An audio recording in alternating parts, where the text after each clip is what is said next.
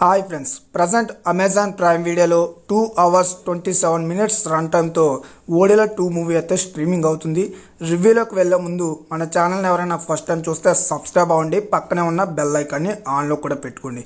First ఈ movie story విషయానికి వెళ్తే, తిరుపతి చనిపోయిన తర్వాత ఓడెల ఊరి ప్రజలందరూ కలిసి ఆ తిరుపతి శవానికి సమాధి శిక్ష అయితే వేస్తారు. మరి సమాధి శిక్ష వేసిన తర్వాత తిరుపతి ఆత్మ ఏం చేసింది అన్నది మీరు మూవీలో చూడాల్సిందే. మూవీ అయితే చూడడానికి చాలా బాగుంది. ఒకసారి ఈజీగా ప్రతి ఒక్కరు చూడొచ్చు.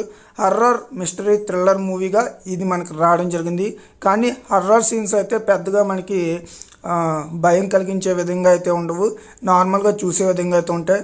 ఇంకా ఫ్యామిలీతో చూడొచ్చు అంటే కొన్ని ఒక 2 సీన్లు తప్ప మిగతావన్నీ కూడా బాగానే ఉంటాయి.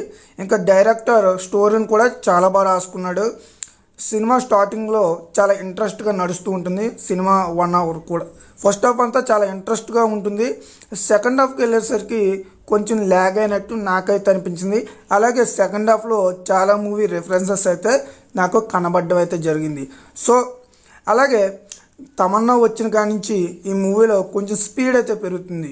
తమన్నా ఆ ఆత్మని ఆపడానికి చేసే ప్రయత్నం, అండ్ ఆ ఆత్మ ఏదో విధంగా ఎవరొకరు శరీరంలోకి వెళ్ళి ఎవరినొకరిని చంపాలని చేసే ప్రయత్నాలు ఇవన్నీ కూడా బాగానే ఉంటాయి.